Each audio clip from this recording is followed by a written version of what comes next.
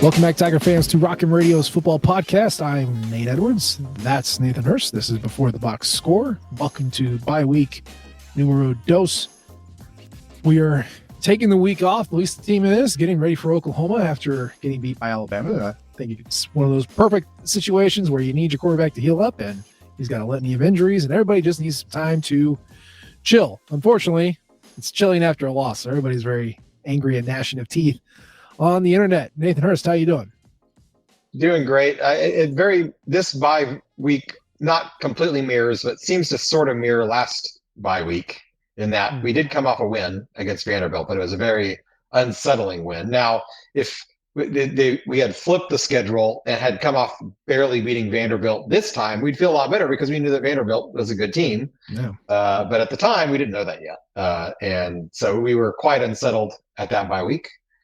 Quite unsettled at this bye week for different reasons. But yeah, I'm glad. I'm liking the 2 bye week thing. I wish that was a every year sort of thing. And maybe they want to eventually extend the season a week and give the teams 2 bye weeks a year. It's kind of nice. It is interesting. It does kind of spread out the inventory of good games. Like, it doesn't feel like there's as many happening, which can be either good or bad. But with teams juggling too, it's just not as dense as it usually is. But yeah, I have no problem with that. I mean, just give everyone a week 0 game. Yeah. Just start it there and give 2 byes every year. I mean, as they expand, I mean, we got a playoff, so more teams are playing more games into the year. I mean, the team that wins the championship will have, or even plays the championship game, will have won or will have played 16 games, which is insane. So maybe that is something that they could do to kind of throw a bone at the folks saying that it's too many games, which it may very well be too many games. And spoiler alert, they're probably not going to stop at 12 college teams or 12 playoff teams. So only more and more teams will be playing more and more games every season. So maybe that would be nice. And you're not going to take inventory away. You're not going to play fewer games. So extra breaks. Let's make it happen. Or you could play Hawaii every year. That's the other way you can do it. But whatever, to each their own. All right, so it's bye week. There's no game to really preview. We've already talked about the loss last week. There's really no reason to look at that again, you sillies. We don't need to talk about that anymore. This is some time that we can take to remember some dudes. And we're going to remember dudes in a constructive way, because I feel like a lot of the discourse around Missouri football for the past couple of days has been about quarterbacks, managing quarterback rooms. After our last show, the post-game show had a lot of activity on the YouTube. Thank you for that. We appreciate your comments. Try to respond to the ones that I can. If I think they're productive and worth responding to or made in good faith. A lot of, again, gnashing of teeth, a lot of stress, a lot of what I'll call big emotions after this game, which is fine. You gotta work your way through that stuff. But I don't think let me rephrase that. I think a lot of times when we are going through a rough patch, you look back and you think it was better back then. And that's not always the case. And I don't think that's helpful to just say, well, it used to be better then and now it's not anymore. So wham. Let's objectively look at things. Let's talk about what it's like to run a college football program, especially one in Missouri, and what previous coaches have done. So in the effort of remembering some dudes and restructuring our memory, let's take a walk down memory lane. We want to talk about the myth of the backup quarterback. Levi, I don't know if you have like some nice music that you can play here, like do. Let's go through it, Nathan Hurst. I know you did some research. I did some research. We learned about some dudes. I want to go back and I want to go season by season and how often Missouri fans have seen the backup quarterback and if that dude was ready and any good. I know you started at 2002.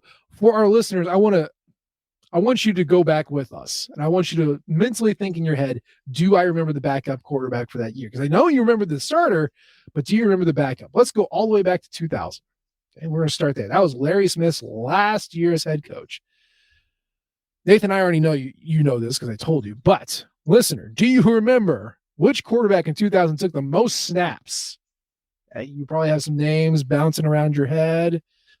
Go 3, 2, 1. The snap leader for quarterback in 2000 was Darius Outlaw, quarterback / wide receiver. I believe Kirk Farmer was the declared starter, but he was injured. So you had 3 guys who threw the ball in 2000. Darius Outlaw threw it 225 times for 1,300 yards, 16 interceptions, by the way. That's not great. And then Kirk Farmer threw 102 for 669 yards. 2001, that is Gary Pinkel's first year. Starting quarterback, you already all remember Kirk Farmer. Backup, of course, was Darius Outlaw. But then you have a Jimmy Doherty, if you remember him, and Justin Gage, who was still kind of moonlighting as a break glass and emergency quarterback, even though he was playing wide receiver. Kirk Farmer took the majority of the snaps, 285 passes thrown. Darius Outlaw threw 81. A little, when you go past the stats past that, but Hurst, now we're in 2002. This is an established Gary Pinkel program at this point. Like, obviously, he doesn't have all of his guys, but we are out of the Smith era for the most part. We're in Pinkel era. What about the 2002 quarterback room? What do we got? Well, that's when a young man by the name of Brad Smith kind of crashed onto the scene as the starter. So it was a redshirt freshman. So he redshirted in 2001, but and did not see the field, obviously, because at the time you couldn't play at all if you were going to redshirt. So he didn't see the field in 2001. 2002 comes on the scene, wins the job out of fall camp, kind of surprising everybody because Kirk Farmer was still on the roster. Very experienced quarterback. I mean, he'd been the starter for at least 2, if not 3 years ahead of time. So big surprise that Brad Smith beat him out. Had his first opening game where he just absolutely ran all over Illinois, and the rest is history with Brad Smith. So that's 2002. Flip the calendar over to 2003, and a gentleman named Brandon Coleman comes on as a backup quarterback. Kind of in the few snaps that we did see him in his career, seemed like a homeless man's Brad Smith in terms of the type of game that he played. Thankfully, Brad Smith was never suffered any kind of serious injuries in that time. So we saw very, very little of Brandon Coleman in 2003 and 2004. Sonny Riccio was the other backup in 2003 for just a year before transferring out. So 2004, it was just Brandon Coleman as the key backup. We only saw him in the few blowout games that Mizzou had that season. There were very few of them, unfortunately. And then 2005, and another young man by the name of Chase Daniel comes onto the scene. Yeah. As a true freshman. So Brad Smith is still starter. He starts in 02, 03, 04, and 05 is his redshirt senior year. Chase Daniel is the incoming true freshman, wins the backup job. Not to the surprise of anyone. He was very, very highly touted out of high school, obviously. Texas made a big last-minute push to grab him. But thankfully for all of us, he kept true to his word and came to Mizzou. And so that brings us up to 2005, and Mr. Chase Daniel is the backup. And I think we'll stop there because I think this is where a lot of this myth comes from, right? Brad Smith was not injured, or missed time really at any point in his career other than one time, and it was against Iowa State. And Missouri was down by a couple of scores against what used to be the Big 12 North kind of hegemon for a very brief period. They were the guys that you had to beat, the Iowa State Cyclones. And so they were down, and Chase Daniel comes in and rallies the team to win. Okay. I think this is where the myth comes from when they say, well, Gary Pinkel always had a backup ready to go.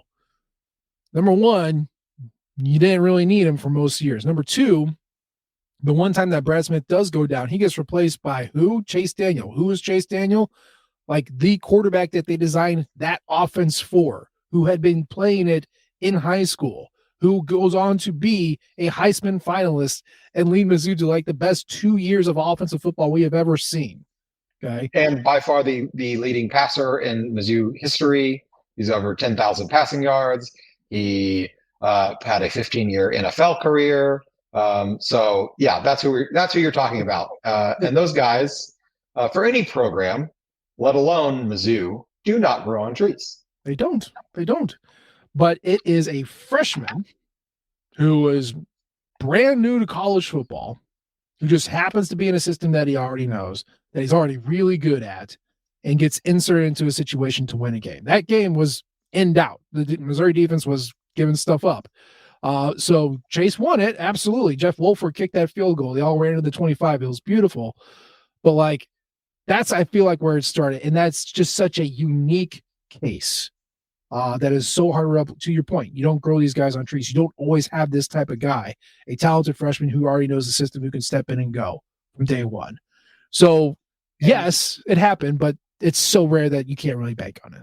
Right, for sure. And to go into that specific game, even we only saw Chase Daniel for any real crunch time minutes in that one game.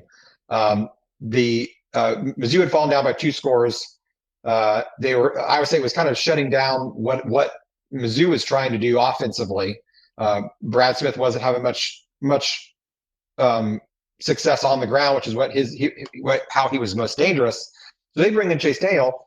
Iowa State did not prepare for Chase Daniel in that game. So they're bringing in a guy who they had not had any tape of, who all of a sudden could run that specific offense to its full extent, where he's able to throw the ball all around the yard. Brad Smith, God bless him, as great as he was not the most prolific passer in Mizzou history. So the most accurate, all that stuff. Chase Daniel, completely different look. Caught him by surprise, 3 drives, 2 touchdowns, boom, the game's over. Iowa State had no time to adjust because the game was over all of a sudden. So there's nothing to say that if Daniel came in if Brad Smith hadn't been able to play the next week, that the next team wasn't able to prepare better for a freshman Chase Daniel at that point. So it was amazing. It was an incredible scene, something that I'll probably always remember. I was at that game. It was a great, almost very similar to the vibes of Brady Cook coming out of the locker room and ready to beat Auburn. Yeah. Not quite as dramatic maybe, but just same, still kind of like, I can't believe it. This kid's only a freshman. This is going to be amazing. It was awesome. But that's a one game sample size. We had no idea what he would have looked like the rest of the season. And maybe he would have been that good as a true freshman the rest of the year if he had to play any significant minutes, but he did not. No. And I mean, he had a great game, but Chase Daniel for the year, 38 of 66, 347 yards, 8 touchdowns, 2 interceptions. Like, looking at that, you would not have thought that this was the guy. Now, he won the game, but that's not a stat line that pops. So then Brad Smith graduates. It's Chase Daniel's team, 06, 07, 08. It's the Chase Daniels show. The backup in 06 was technically Brandon Coleman still. He was the only other quarterback that threw a pass in 2006, 6 of them, for 13 yards and an interception. 2007, you remember this one, right? The Chases. Chase Daniels is starter. Chase Patton is the backup. Everybody's favorite dentist. Chase Patton throws 13 passes on the year. That's it. Chase Daniels does not get injured. He does not miss a game. Same for 08. Except this time, not only does Chase Patton come in for 18 passes on the year, but you have a little guy named Blaine Gabbert, who's a 5-star out of Parkway, and he comes in and throws 13 passes for 43 yards. That's it. But there is a difference between having a backup that can come in and play and having a backup just that's ready to go. And for the most part, Blaine Gabbert was the heir apparent because this was Chase Daniel's last year. It's good to have the guy to replace the guy. If Chase Daniel was injured, though, Blaine Gabbert was not coming in. It was Chase Patton. And, Patton was fine. He's also a dentist. That's the route that he went. So it was definitely going to be a drop off as far as quality goes, and they just never put him out there. That takes us to 2009. Hurst, why don't you cover the Gabbert years? Yeah, so 2009 backups for Blaine Gabbert, who was a starter his sophomore year, first year. Jimmy Costello and Ashton Glazer. This is some serious remember some guys territory. I don't have stats on either of those guys. I think Costello was the primary backup in that year. I can't imagine he threw more than 15 or 20 passes that whole 17 season. To be exact. Because it was Gabbert's team. And thankfully, in 2009, I guess he did tweak his ankle, but he was able to play on it well enough that he was going to be the better option than Mr. Costello. 2010 comes around, and we have the next, and what Gary Pinkel thankfully had created was a line of incoming freshman quarterbacks that would go on to take on starting roles, and that's James Franklin, was a true freshman in 2010. He kind of did the Pinkel thing where he would come in maybe one series in the second quarter, of every game, at least not all, but the super high leverage games. Though I do remember he might have even scored a touchdown against Oklahoma, number 1 ranked Oklahoma that year, because he was kind of also Frank the Tank, their short yardage back. So they would bring him in on the goal line, but he threw very few passes as the backup, true freshman, but heir apparent to the role as well. So you're kind of noticing a theme, which I think we'll move into. We'll finalize here a little bit later. But Franklin then in 2011 was starter as a sophomore. Jimmy Costello still hanging out as the backup in 2011. Corbin Bergstresser comes on as well. Another remembered some guys. 2012. Now this is the first time that we see in the Gary Pinkel era a starting quarterback suffer any kind of significant injury where he's required to miss significant time. And in 2012, James Franklin hurt his shoulder. He was kind of in and out and played a little bit and didn't, and missed a game, came back, missed another game. You know, I think he ended up missing 3 or 4 or 5 games that year. So you had to actually lean on your backup quarterback. This is the first time that Pinkel had to lean on his backup quarterback to start games. And that was Corbin Bergstresser in 2012. And it wasn't great. It was not great. So, time out there, because we went through Gabbard and you went through Franklin, and whatever, I'm not going to put any value judgment on this, but Franklin was not going to use any kind of medication for his injuries. He was very much against that. He was all for rehab, but he was not going to take anything to mitigate the pain. And that was his choice. Beyond ibuprofen and Tylenol. Yeah. So he's not getting the happy shot that Brady Cook got a couple of weeks ago. He was not going to take that. And, for Blaine Gabbert, I don't know. I don't remember the severity of the injury. I know it was bad because he could not run anymore, but, he could take enough to mitigate the pain. And Pinkel and staff said, we'll take a 60% Gabbert in 2009 over a 100% Jimmy Costello. And we'll take that every single game. And that was their choice. Franklin kind of took that choice away from, again, not a value statement. He took that choice away from them and said, I cannot do it. I cannot go because of the pain. They had to go to Corbin Bergstresser. And the guy wasn't ready. He wasn't like Franklin. He didn't have his talents. And he was like a second year player, I think is what it was. Yeah, he was a redshirt freshman at the time. Yeah. 3-star out of the Kansas City area, I believe. Mm-hmm. Maybe Liberty, I might be making that up. But Kansas City area. He was not ready for major Big 12 football. Wasn't ready. No, he absolutely was not. And so this is kind of the first time you see extended use of the backup. And Gary Pinkel did not have a guy to replace James Franklin. Now he has guys in the pipeline if, when they're getting ready to graduate or declare for the draft early, but he had to go to his backup and the backup was not good. So then you get to 2013. And I think this is a second instance of where we go, see the myth of the backup quarterback. So again, James Franklin, he starts the season 100%, right? He's good to go. He has one of the best receiving corps that Mizzou has ever seen. He's got one of the best offensive lines Mizzou's ever had. He's got a defense that is finally coming into its own, nastiest defensive line. It's the most complete team Mizzou has had in quite some time.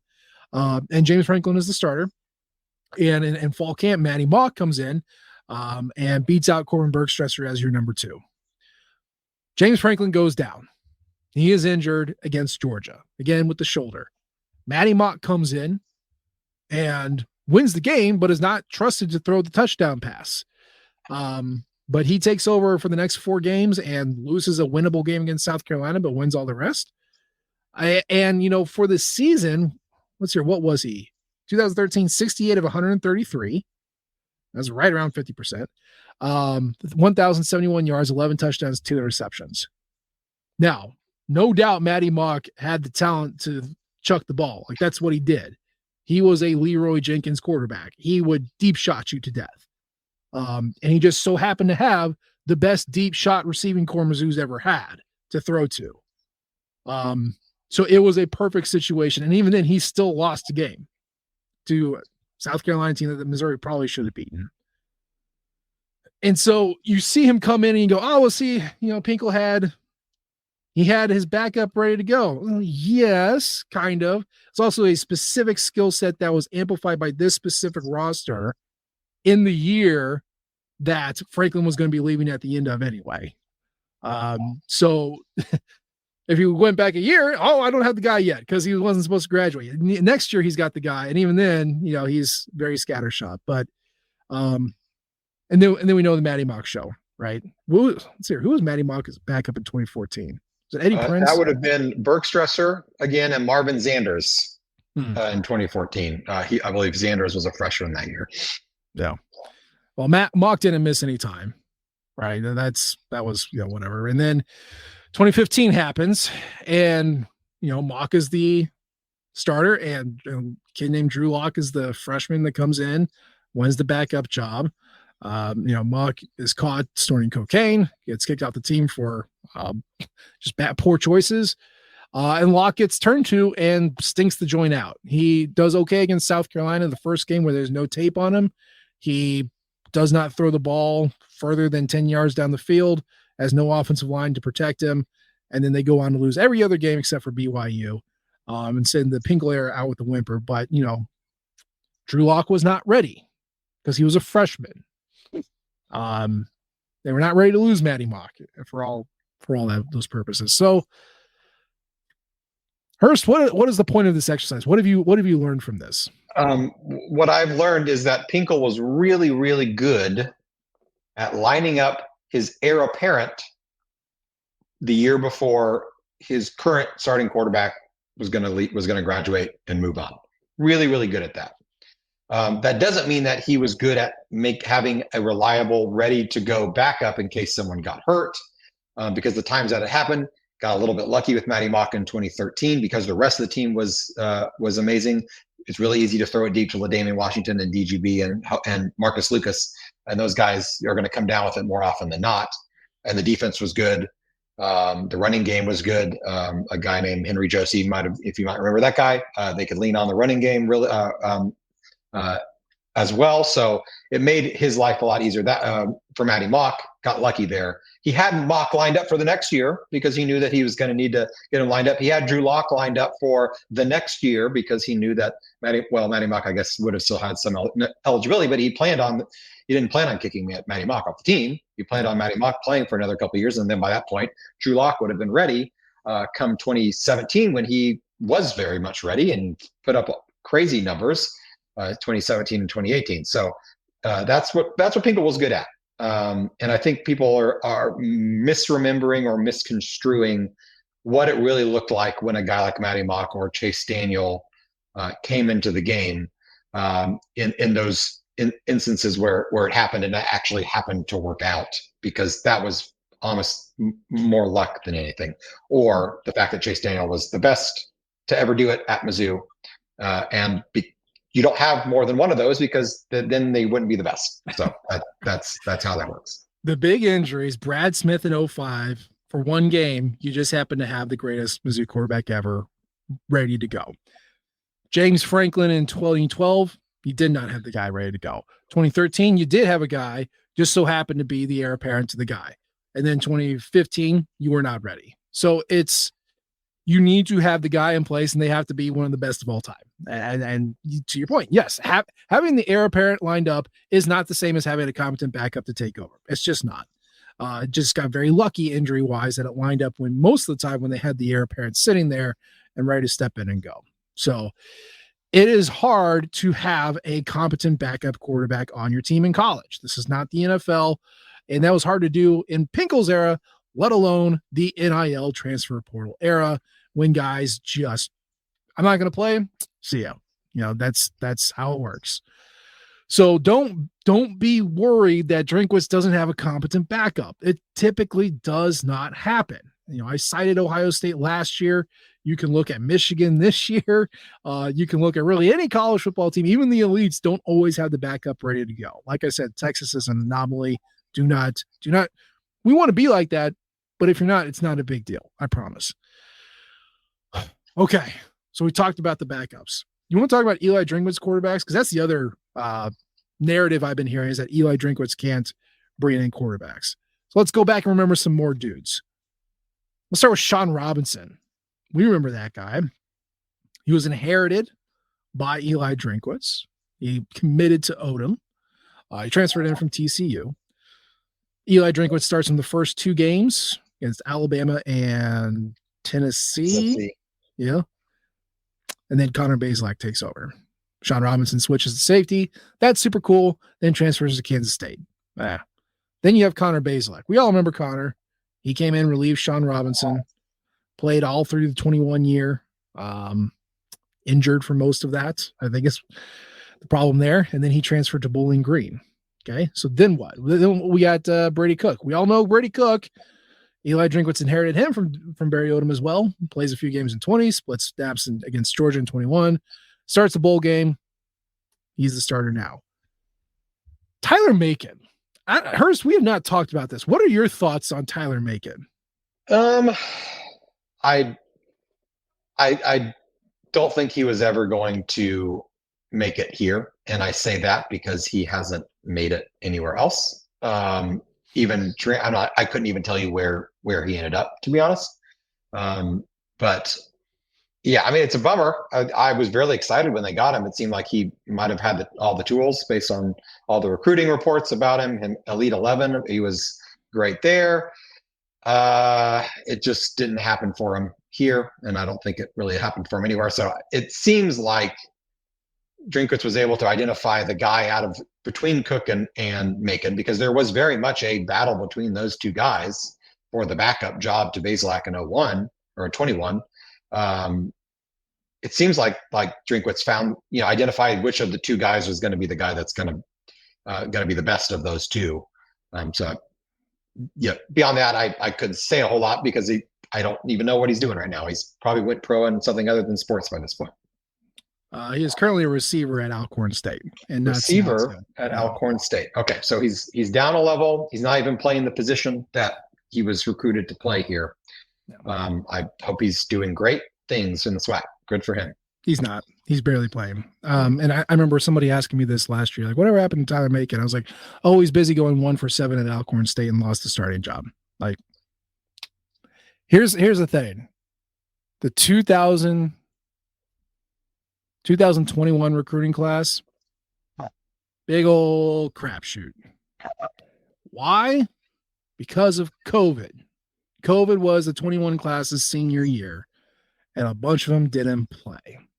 And even if they did play, you didn't get a lot of in-person scouting. Okay.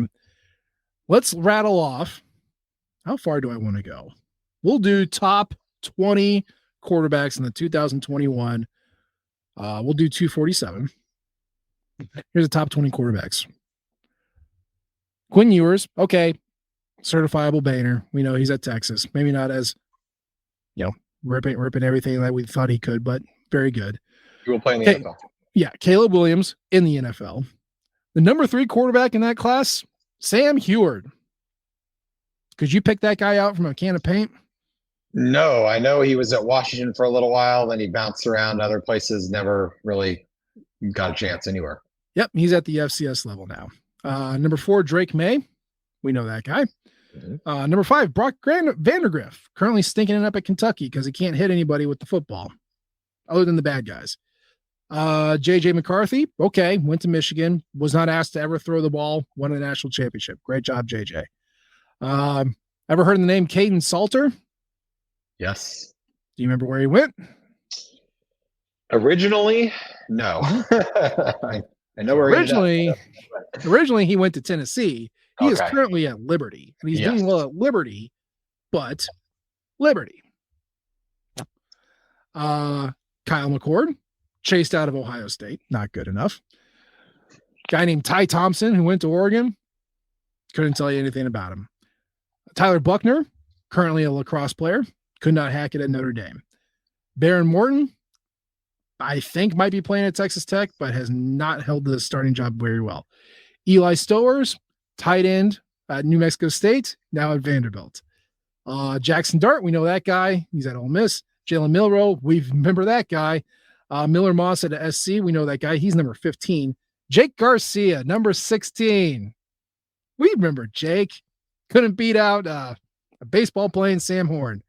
Kyron Jones, who's currently at Virginia Tech. Number 18 was Preston Stone, who got usurped at SMU. Garrett Nussmeier was number 19 at LSU. And then a guy named Bubba Chandler was number 20, committed to Clemson. That's a lot of dudes who didn't end up doing anything. That's your top 20 quarterbacks, just by the way. That's the 2021 recruiting class. So, point of that exercise was there's some verifiable stinkers in that class because we just had no idea. And Tyler Macon was one of them. I guess from what I understand, he made it onto campus, and like 3 weeks later, the staff goes, "Oh, he doesn't know how to read a defense." Uh-oh. Which blows my mind. Because isn't that what do they do at Elite 11 other than just look pretty throwing the ball? What are they supposed to do there? I mean, they wear their short shorts and prance around and throw the ball really far. I think that's what they do there. Well, it didn't do him any good. He did benefit from playing at East St. Louis with just some certified dudes that he gets to throw to.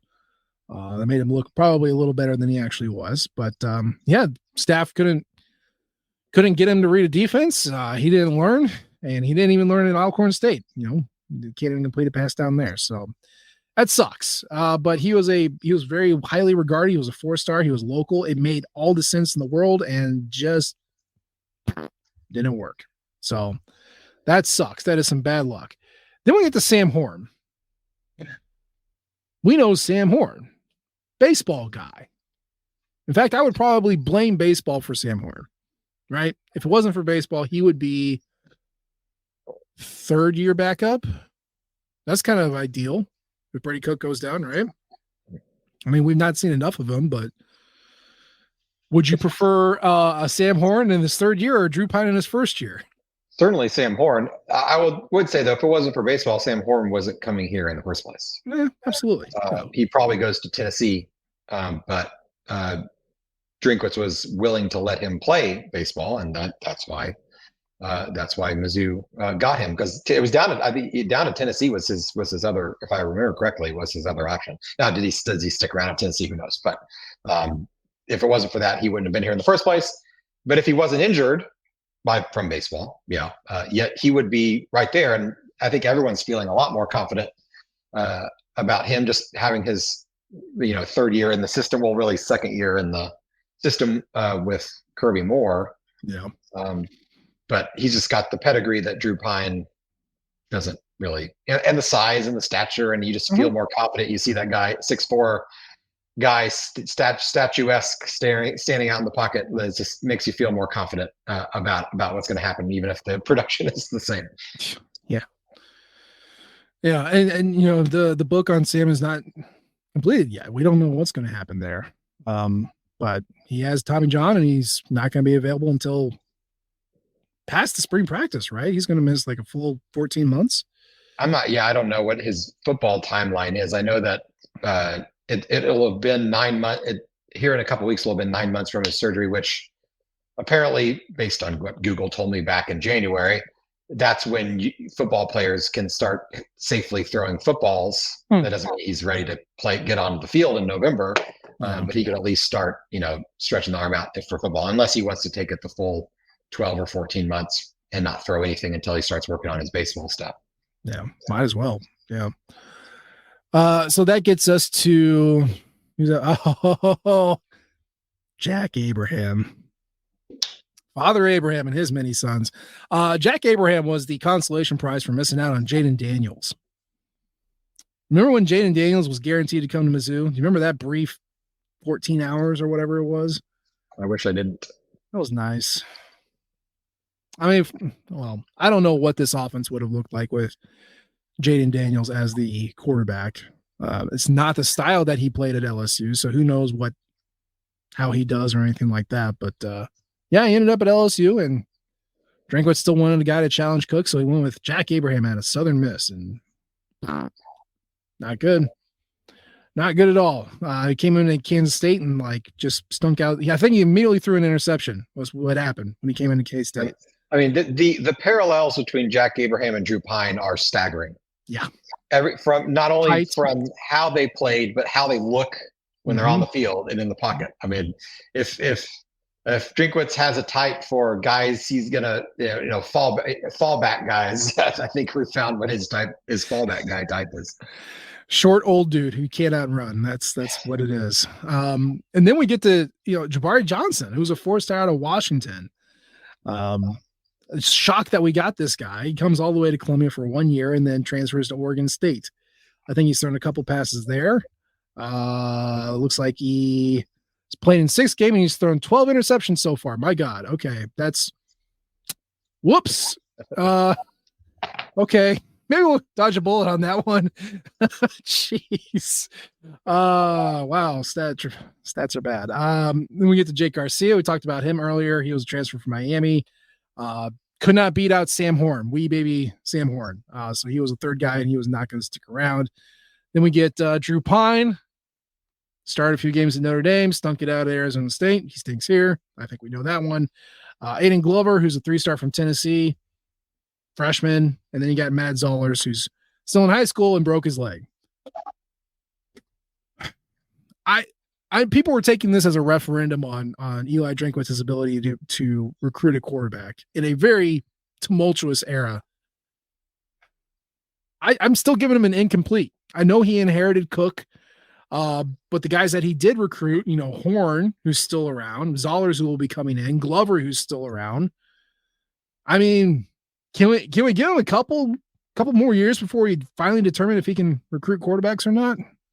Yeah, the sample size is entirely too small and wonky because of COVID, as you said. I mean, look at the guys he brought in. Tyler Macon, 4-star. Now, was that ranking probably way overblown, but largely due to COVID, like you said? Yes, but that's a 4-star quarterback. Then you've got Jabari Johnson or Sam Horn, 4-star. Jabari Johnson, 4-star. Matt Zollers, 5-star. Aiden Glover in there as a 3-star, and he was kind of the fallback as well because they had a different 3-star, Daniel Kalen, who then decommitted and went to Nebraska, and now he may be regretting that decision, but we'll see.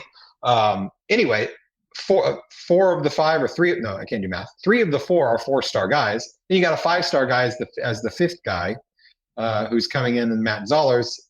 You can't argue with the type, the level of player there that he's going after, and then landing. Now, has he been able to get those guys to develop and turn out? No, he hasn't done that yet. Sam Horn is still a big incomplete. He hasn't had the time. Tyler Macon, transferred out. Who knows? I mean, he probably wouldn't have turned anything, but we didn't have the time to find out. Sam Horn hurt. Jabari Johnson transferred out. Aiden Glover is a freshman. Matt Zollers TBD. So just has not had the time. And in the transfer portal era, you are not going to have very much time to do that. Mm-hmm. So this is something that not just Eli Drinkwitz is facing and dealing with. This is not a problem that is unique to Mizzou. Look at Texas A&M. Now they're a little Connor Wegman, Marcel. I'm losing his name. Marcel Reed. One of those 2 players is not going to be on their team next year. Mm-hmm. It's probably going to be Connor Wegman, and that's a 5-star guy that's all of a sudden going to be in the market for a new job. If he wants to come here, I've got a guest bedroom. He's welcome to stay. But that's what you're dealing with. Even when you have a guy who was projected to be a potentially 1st, 2nd round draft pick after this year, and Connor Wegman probably will be back in college next year at a different school. So you just don't have the time to deal, and especially if you're a guy on the bench that is showing flashes and has a couple extra years of eligibility, you're going to be more likely to want to squeeze that guy up. Now, maybe not Eli Drinkwitz, because he doesn't like to play guys that are young as much. So, but it just the entire landscape is different, and every coach in every program is trying to figure out how to make it work, and no one has figured it. If someone's told you they figured it out, they haven't. They've just gotten lucky, or they're Georgia and have like 5-star guys on their bench anyway. And Mizzou isn't Georgia, and they're never going to be Georgia. So we have to figure out a different path. And he's trying to figure it out. I'm sure that's number 1, 2, and 3, and 4 on his priority list to figure out how do I get good quarterbacks in the door.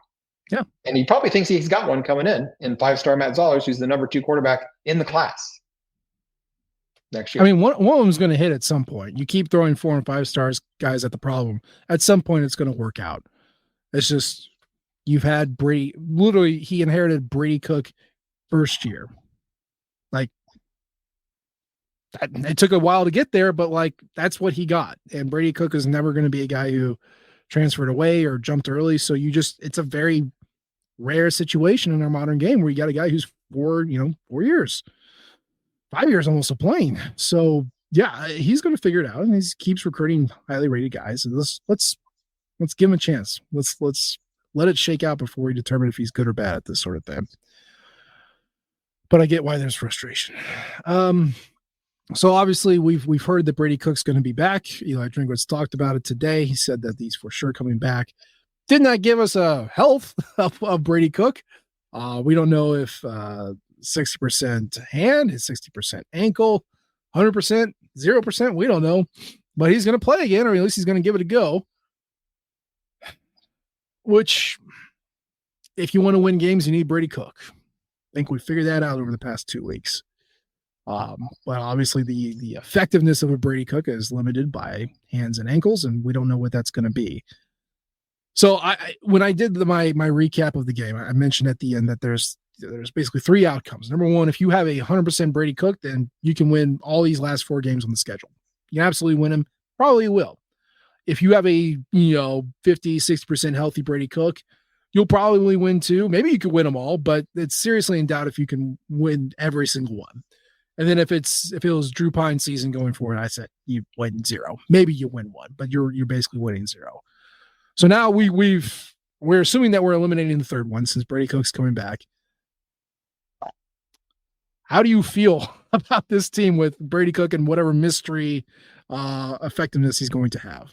I feel better than this team with no Brady Cook, 100%, because there's this team still has plenty to play for. So you want them to keep. Well, obviously, we're Mizzou fans. We want Mizzou to win as many games as they possibly can. And as you said, they are not winning any games without Brady Cook on the field, no matter what his health level is.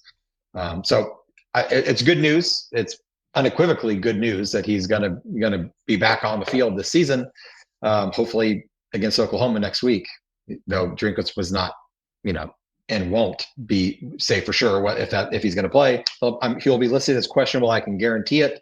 This time next week, when the first injury reports come out, he will be questionable, and then he will be probable, and then he will play on the game. So that's what that's going to look like. It's good news. It's good news. We'll have to wait and see how he looks like against an Oklahoma defense that is very solid, and probably coming in hungry, thinking that they can take advantage of a potentially less than 100% Brady Cook. So they're going to have to get ready for that. And it'll be very, very interesting to see how that plays out. Yep. And like I said, I am choosing to believe that they did a quick X-ray on Brady Cook, did not like what they saw, and said, "We're saving you for Oklahoma because we're not going to win this game." The second Drew Pine went, woo, and threw it to the other side. I'm choosing to believe that. Otherwise, I would be sad. So yeah, I hope he can play, and I hope he can win. This Oklahoma and Mizzou, at least online, have been sniping at each other for the past 14 months. This has been the game that we're all like, beat these stupid idiots. It would be a shame to go ahead and then lose this game because Brady's injured and whoever else is too. So it's important. It's an important one. And, Missouri's not playing for the playoff. We talked about this in the last show. I know there's a little bit of hopium getting passed around, like 10-2 SEC team. Like you could do it. Committee's not blind, y'all. They saw the 2 playoff caliber teams they played up, and they lost big time. So I do not think that's going to be the case. But to your point, there's still things that you can play for. You can beat Oklahoma. You can beat Arkansas again. You can win games. But I think the thing that you mentioned offline, and I have thought about, but have not really thought about a lot. Saving this recruiting class. You want to go in a little bit more detail on that one? Sure. Yeah. I mean, at the moment, the Mizzou recruiting class is ranked number 16 in the nation by 24/7, which is the second best. That if it closes at number 16, will be the second best recruiting class that Mizzou has ever had. in the online recruiting ranking era anyway. So, I mean, it seems like Matt Zollers, Jack Lang, those guys are pretty locked in, and those are two of the top guys in the class. But there are plenty of other 4 and 5, now newly minted 5-star Lamont Rogers, and several other 4-stars that are being called every day by other programs saying, "Are you sure you in Mizzou?" I mean, they're crapping out. They're not doing what what they told you they were going to be doing this year. So it's a lot easier to shut those guys up if you still can look at like 10-2. The season didn't go as great as we wanted it to, but 10-2 is 10-2, and 21 and if I can do the math, 21-4 in the last 2 years is 21-4 in the last 2 years. That's outstanding. That goes a really long way. So we're talking about Lamont Rogers, but now 5-star offensive lineman from Dallas. We talked way back in the summer when we got his commitment, what much of a coup that was. Mizzou doesn't pull 4-star, now 5-star linemen out of Texas. Texas A&M very much wants Lamont Rogers, and he was in the stadium for the LSU Texas A&M game last Saturday night, and watched that game. And they've got a lot of NIL money to throw around, so that is a big time concern. Whether or not Mizzou goes 10-2 or not, holding on to Lamont Rogers would be a major coup. Donovan Olugbade, he 4-star receiver from Florida, from IMG Academy, which has 20 scouts in their door every single day from the top programs all over the country, just because of the amount of talent that comes out of that school. So that he's getting whispers in his ears from everybody who needs a receiver, who wants a receiver, because he's a really good one. So, I mean, and then you can just go down the list. I mean, outside of the in-state guys that you feel pretty good about, and Zollers seems very locked in, so I'm not really worried about him, to be honest. But everyone else could be fair game if you start losing 2, 3, 4 more games to close out the season. And then even looking farther ahead, the number 2 player in the entire country in the 2026 class is a Missouri resident, Jackson Cantwell. Yep. He's a offensive lineman. He is a monster, 6'8", 300 pounds, can easily put on 50 more pounds and probably still not look too big. He is a Mizzou legacy. His father is a silver medalist, Christian Cantwell, who was a shot putter at Mizzou. He lives down in Nixa, and it seems like he's very interested in Mizzou, but he's also very interested in Georgia.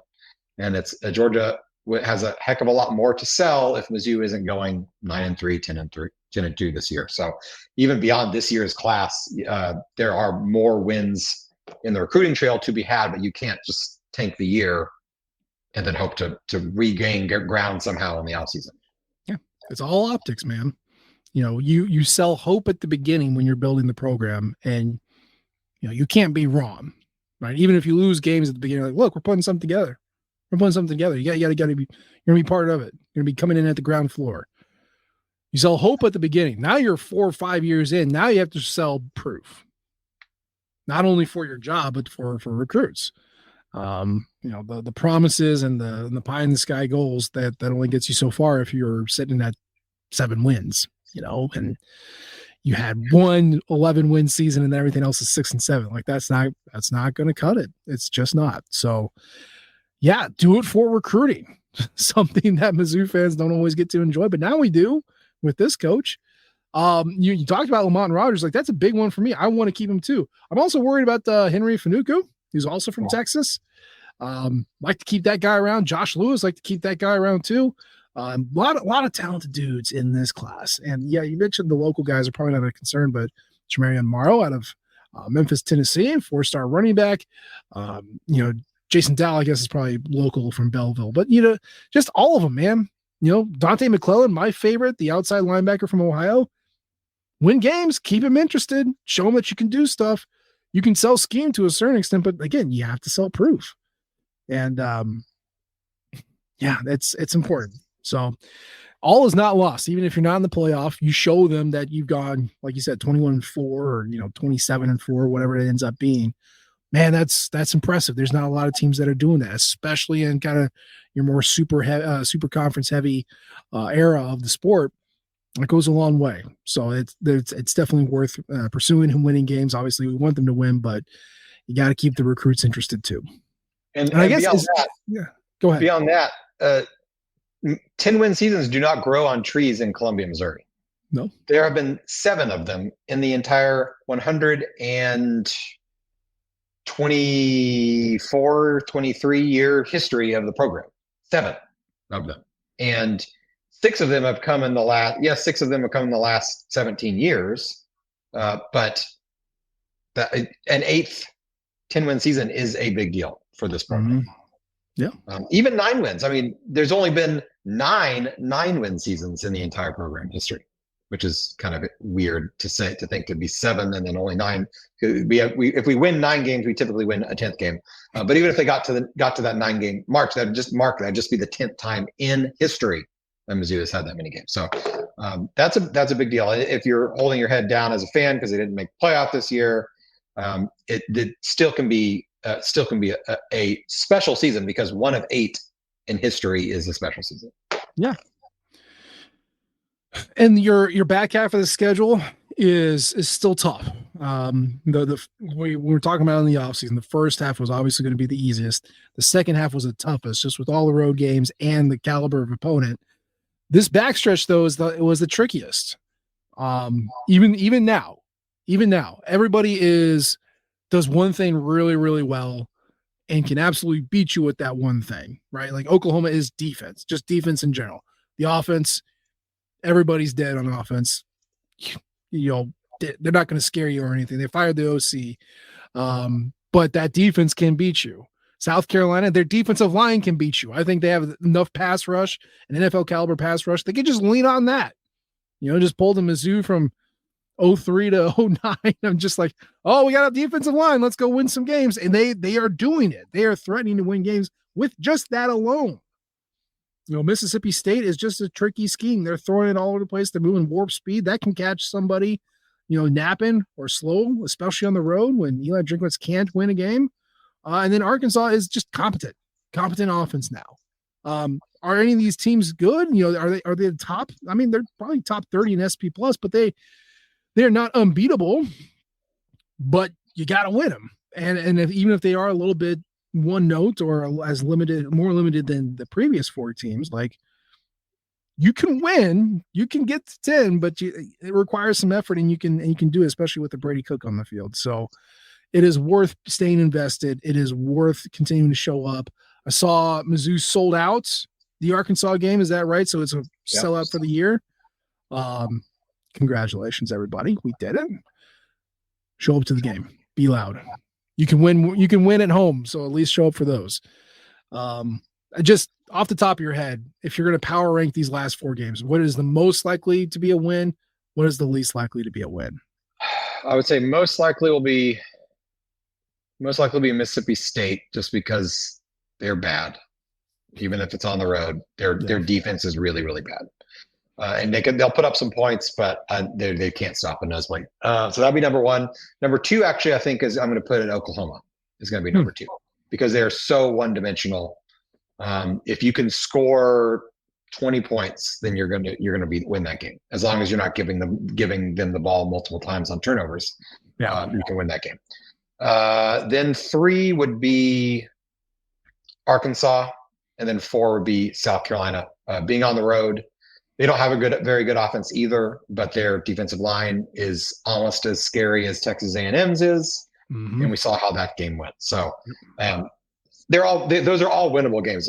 A game at South Carolina is not an unwinnable game. It'll be a difficult game, not one that I probably won't expect to win going in unless we see something significantly different looking next week against Oklahoma. I'm not going to expect to win that game, but it's winnable. That's basically how I rank them too.